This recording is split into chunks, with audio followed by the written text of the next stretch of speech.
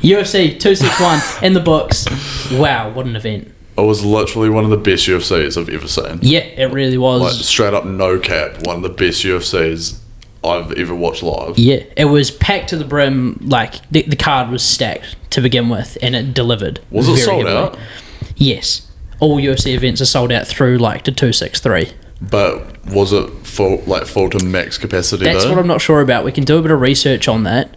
What stadium was it held at? I was actually really loving the events at the Apex and stuff, like seeing all the fights, having no crowd, just hearing the impact of all the shots and everything. Max Holloway, I'm the best boxer in the UFC. Yeah, definitely. One of my favourite moments in literally UFC history.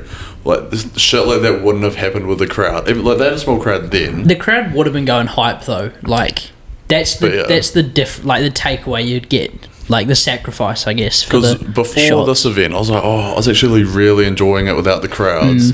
But then with this event, the crowd was on fire the whole night. They were so hyped. Even on the pre-prelims, they were going nuts. Because I only caught some highlights of the prelims, which looked banging as well. They were very good. The crowd were just, I imagine that's how we all would have been reacting if we were on the fucking in the UFC event. The early prelim cards, or it might have been the opening prelim. The crowd was just chanting USA, They were going mad. It was awesome. Have they handed out the fight bonuses yet? We can have a look. Yeah. Yes, they have. So, do we start? We'll go through the card and then we'll talk about the performance bonuses. Do you want us to just review the main card? Or I'll touch on some of the fights on the prelims. The one I want to touch on is Patrick Sabatini defeating Tristan Connolly in the bantamweight division. Oh, the featherweight, sorry. Tristan Connolly, he fought at 170. Yeah. And I think in his last fight. And what was that? Did you say bantam? And at featherweight. So he's fighting at 145 and he was just fighting at 170. Yeah. That is insane. It's like the Rumble Johnson, but reverse. Well, no, he took that fight. It was against Michel Pereira, the guy that does backflips and stuff. Cartwheels. And the one that I fucking hate. And and he just took it on short notice and he beat him. And now he's dropped down. I think he was in a car crash or something like that, and now he's dropped down. I was about to just make a joke. No, the one I'm going to say. Yeah.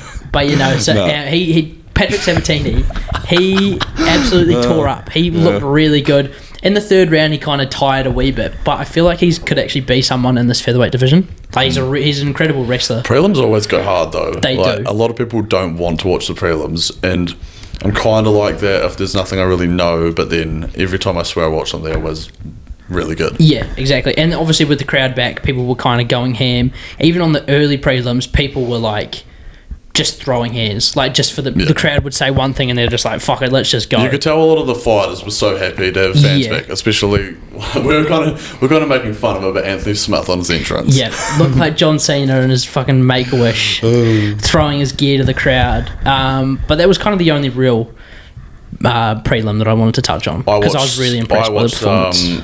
Cowboy Oliveira versus Randy Brown. That was just the first fight I saw, and getting choked out. Bit of unsportsmanlike conduct. Was it? Yeah. I was driving when this happened. He was choked him out with one arm and then gave him the fingers. Good on him. Whatever. Fuck you, Cowboy Oliveira. And then he called out his Twitch channel. I was like, I'm not exposed to beef on there. I was like, fucking Demetrius Johnson. Who cares? But yeah, we'll just jump straight to the main card. First fight kicked us off, light heavyweight division, Anthony Smith versus Jimmy Crute. Yeah. What else can you say? I hate Jimmy Crute. You hate Anthony Smith. I don't hate Anthony Smith. It sounds like it. I just want him. I don't know. When I watch my fighters, I want. Yeah. He irritates me. He seems like a nice guy, but Frank it's just like the turtle nose. We've seen him in a title fight against Jones getting demolished, so I'm like, there's nothing really to look forward to. Yeah, exactly. Kinda. And he got beat up by a 52-year-old Glover Teixeira. So. But anyway, Crute's kind of like an up-and-coming prospect, I guess you'd say. 25-year-old out of Australia. He's been on a bit of a roll. I think most of his fights have been in the UFC. Like, he's had a fair few. Yeah, because he'd only had one loss before this as well. Yep, I believe so. It was actually a good way to start off the main card. I thought it was quite back and forth. Anthony Smith seemed to be getting the better of him with the jab. And he was pacing his nose up. Was outstriking him. And then near the end of the round, he hit him with a leg kick that just dropped him. And he was able to survive just by taking Anthony Smith down a few he landed times. 3 takedowns. In like 20 seconds. Just on like one leg. And then the doctor stepped in and was like, nah, mate, you're not continuing. He couldn't walk, so it was a fair enough stoppage in my opinion. He tried to continue. He is a warrior spirit, typical Australian. Yeah. Gave a shout out to our Anzacs, which we love to see. Yeah, good one for Anthony Smith though. Yep, leg injury 1 of the night. Yeah. We'll move on to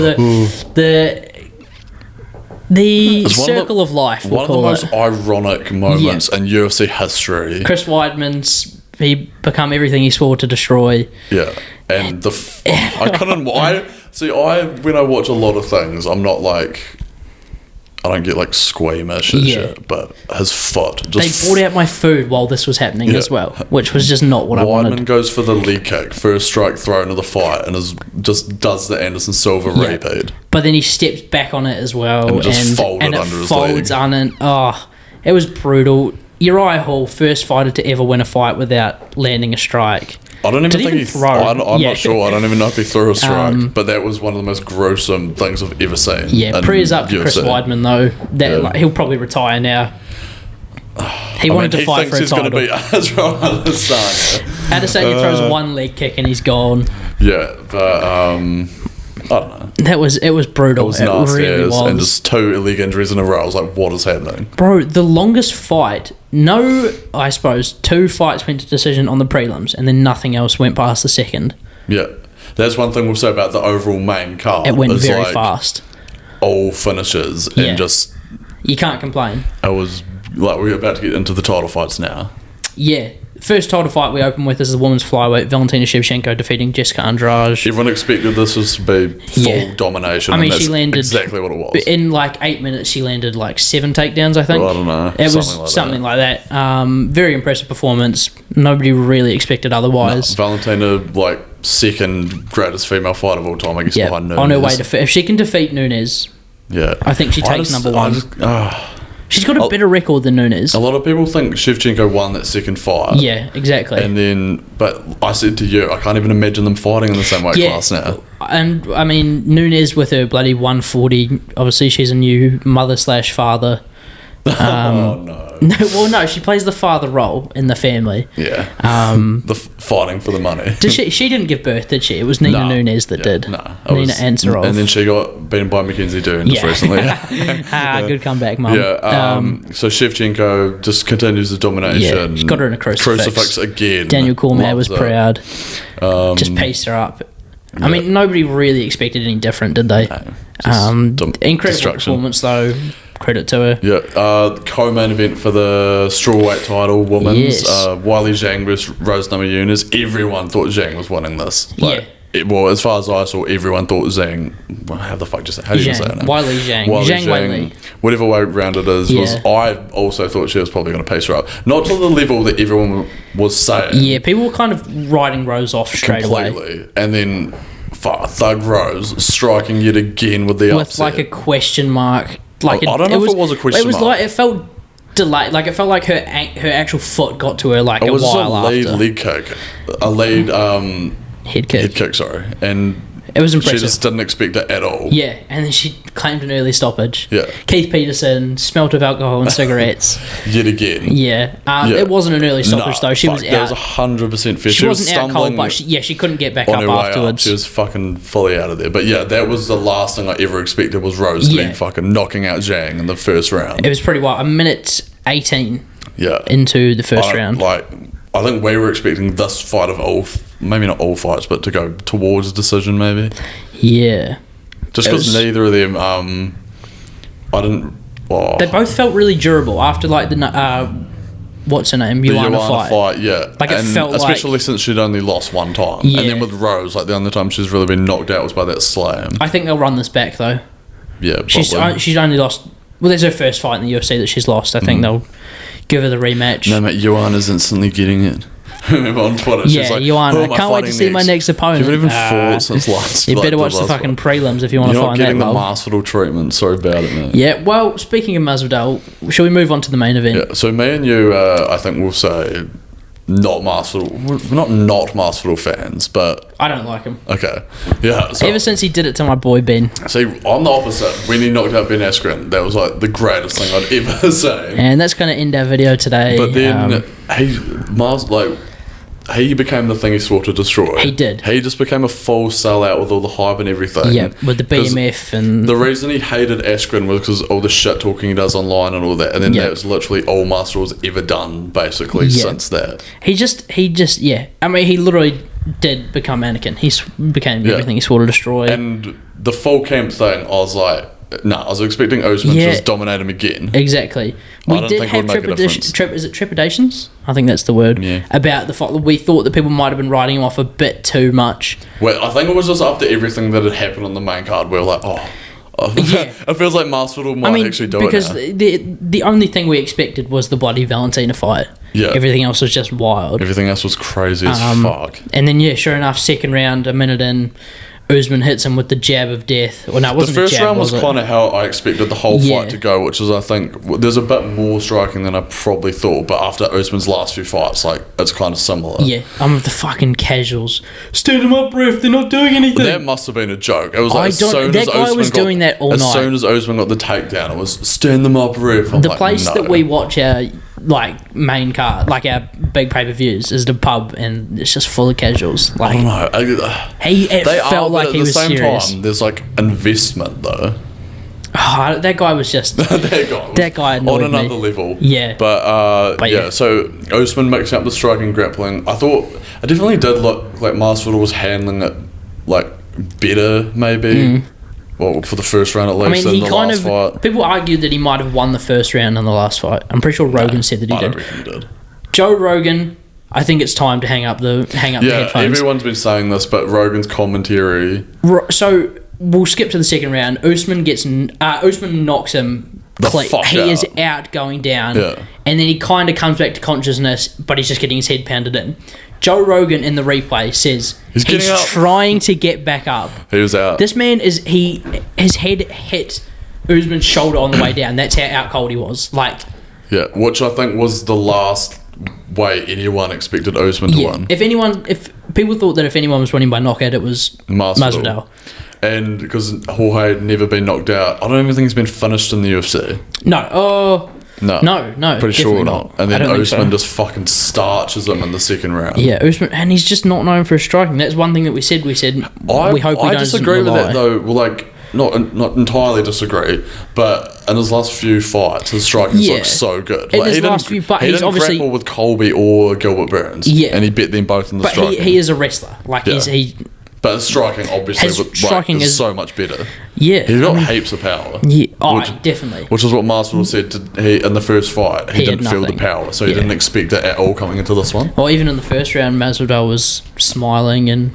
Masvidal was too overconfident, but I was happy to see it because he knew he was on his way out, so he was just like, "Oh fuck it, we'll just smile."